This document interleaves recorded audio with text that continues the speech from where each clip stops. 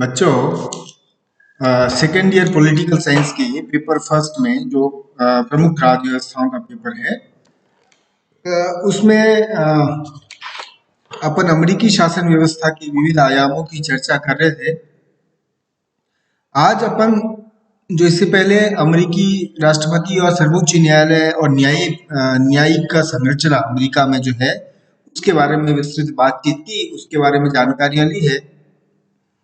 आज अपन न्यायिक पुनरावलोकन, जो अमेरिका एक प्रकार से अमेरिकी न्यायपालिका की देन कहा जा सकता है आधुनिक काल में, आधुनिक व्यवस्थाओं को, उसकी विस्तार से चर्चा करेंगे। न्यायिक पुनरावलोकन क्या है और न्यायिक पुनरावलोकन का विकास कैसे हुआ, क्या न्यायिक पुनरावलोकन वहाँ संविधान प्रदत्त है अथवा नहीं है, इसकी एक चर्चा करते हैं। देखिए, न्यायिक पुनरावलोकन क्या है, जुडिशियल रिव्यू जिसको कहते हैं।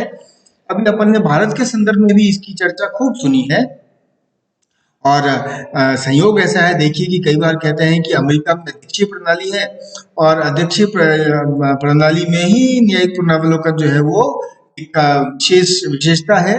संसदीय प्रणाली में तो संसदीय सर्वोच्चता का सिद्धांत होता है, लेकिन भारत में स्थिति ऐसी है कि एक प्रकार से मिक्स ऑफ जो parliamentary supremacy and judicial supremacy, यानी न्यायिक और संसदीय सर्वोच्चता का एक मिश्रित रूप है।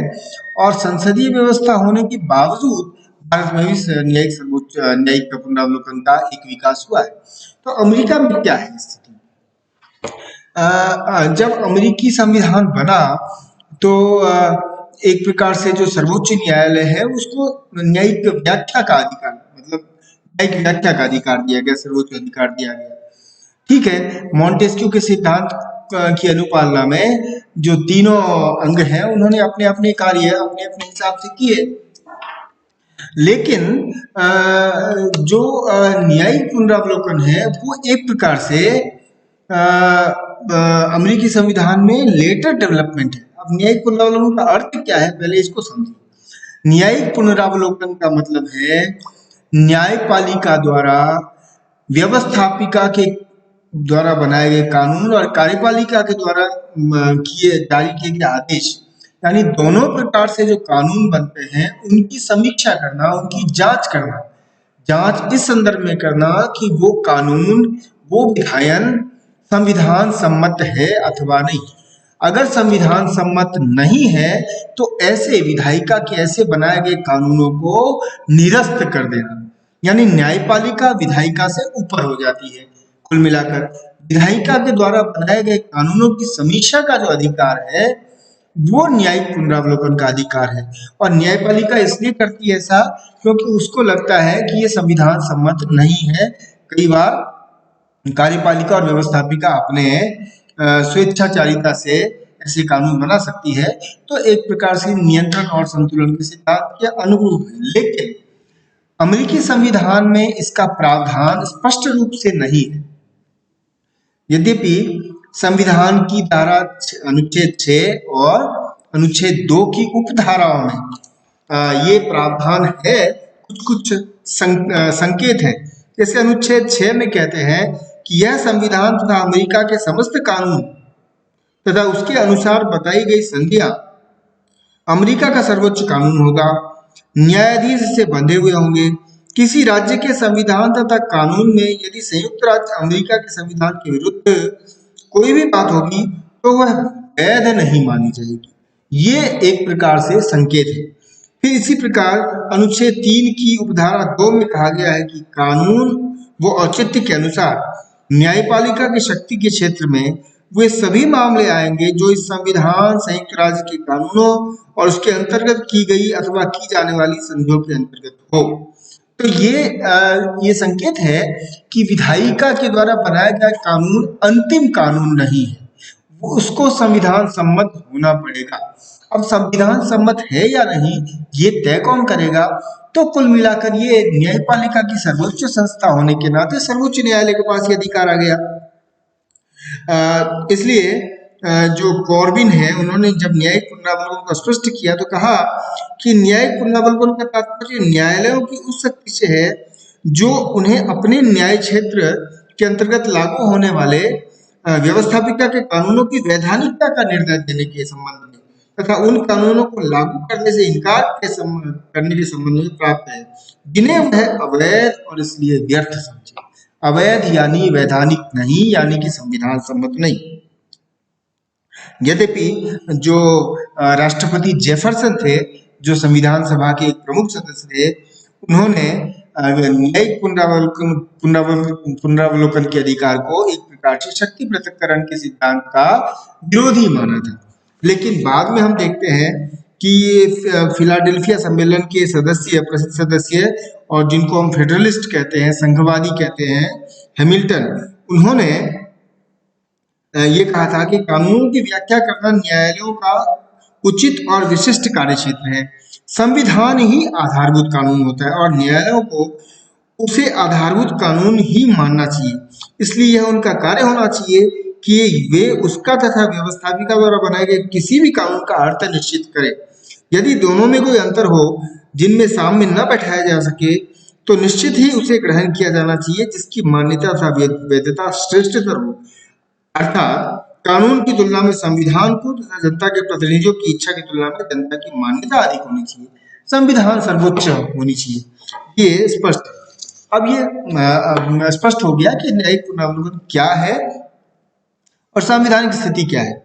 अमेरिका में न्यायिक पुनरावलोकन का उल्लेख संविधान में नहीं है, तो फिर ये कैसे आया अस्तित्व में?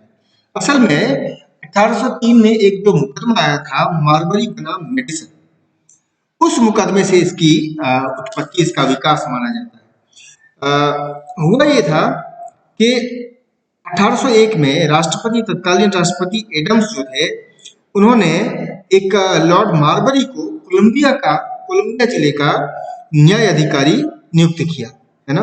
लेकिन उपयुक्त जो ये आदेश था मार्बरी को, वो मार्बरी तक पहुंचने के पहले ही एडम्स का कार्यकाल समाप्त हो गया और जो नए राष्ट्रपति थे जेफरसन, वो और उनके न्याय मंत्री मेडिसन ने मार्बरी को वो जो एडम्स द्वारा जारी आदेश था वो देने से मना कर दिया, इनकार कर दिया कि सत्ता बदले।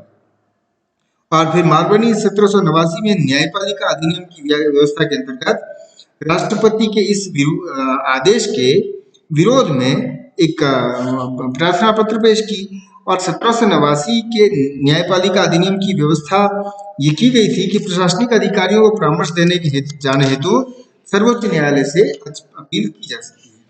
और इसी आदेश के तहत जो 1803 में वो मार्बरी बनाम मेडिसन का मुकदमे आया, जिसमें कुल मिलाकर वो जो कानून था संसद का, कांग्रेस का अधिनियम था, वो सर्वोच्च न्यायालय ने उस न्यायपालिका अधिनियम को ही की व्यवस्था को ही अवैध घोषित कर दिया। और इस प्रकार से मार्बरी बनाम मेडिसन मुकदमे में जो न्यायाधीश मार्शल थे, उन्होंने इस प्रकार का आदेश दिया और तब से न्यायिक पुनरावलोकन का जो कानून है, जो व्यवस्था है, वो एक प्रकार से स्थापित हो गई। और उस आदेश में ये कहा गया था कि संविधान एक डॉक्यूमेंट है जो शासन की शक्तियों को निश्चित और मर्यादित करता है।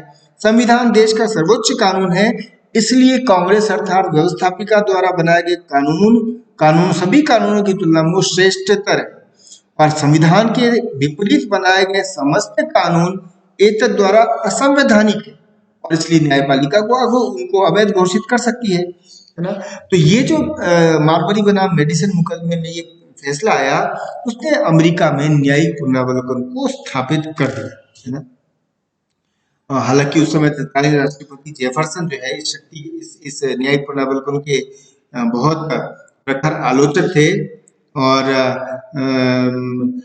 अब्राहम लिंकन ने भी सर्वोच्च न्यायालय की शक्ति की आलोचना की थी अपने समय में।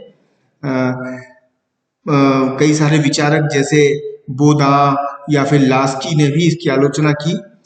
इसकी आलोचना कई आधारों पर हुई, ये कहते हुए कि शक्ति पृथक्करण के सिद्धांत का एक तरह से विरोधी है, एंटीथेटिकल है और न्यायिक पुनरावलोकन का कोई संवैधानिक आधार नहीं है। यह तो न्यायपालिका यानी न्यायाधीशों के द्वारा एक अतिक्रमण है अपने अधिकार क्षेत्र का। और कुल मिलाकर जो संसद है, विधायिका है, जनप्रतिनिधियों के द्वारा बनाया गया कानून है, उसमें हस्तक्षेप है। न्यायपालिका की मनमानी हो सकती है, न्यायपालिका की निरंकुशता हो सकती है। न्यायपालिका सर्वोच्च न्यायालय जो वो कांग्रेस के तीसरे सदन के रूप में स्वयं को स्थापित करने की कोशिश कर रहा है ना। और जो विधायन है, जो विधायिका है, वो जो कार्यपालिका है, उसके कार्यों को अपनी मर्जी से बाधित करने का प्रयास कर रहा है। तो ये कुल मिलाकर इस आधार पर बड़े पैमाने पर इसकी आलोचना भी होती रही है। लेकिन जो न्यायिक पुनरावलोकन है, उसका एक बड़ा महत्व है कि वो संविधान की रक्षा करता है, संविधान की सर्वोच्चता की रक्षा करता है। जो सीमित सरकार है, नियंत्रण और संतुलन है, किसी भी अंग, खासकर विधायी अंग की निरंकुशता न हो, इसकी गारंटी देता है। खासकर संघीय देश में जहां एक केंद्र और कई इकाइयां हैं, ऐसे देश में संघवाद की रक्षा करता है। तो ये इसके कारण से इसका महत्व है। जो न्यायिक पुनरावलोकन है, उसका महत्व है ना। फिर न्यायिक पुनरावलोकन के बावजूद यद्यपि विधायिका और न्यायपालिका में कई बार संघर्ष की स्थिति बनी है, लेकिन अमेरिका में ये स्थिति अब स्पष्ट है कि सर्वोच्च न्यायालय एक न्यायिक परंपरा बन चुकी है, वो स्थापित हो चुकी है, इसलिए लगभग सभी अंगों को ये स्वीकार्य होना चाहिए। कई बार अमेरिकी सर्वोच्च न्यायालय और न्यायपालिका की स्वतंत्रता जो है, उसको लेकर कई बार डाउट भी क्रिएट की जाते हैं, लेकिन अंततः न्यायपालिका विधायिका के ऊपर एक प्रभावी अंकुश रखने में इस न्यायिक पुनरावलोकन के अधिकार का प्रयोग करती है। इसके बारे में और भी जो अपना अगला पार्ट है उसमें स्थिति स्पष्ट करूँ।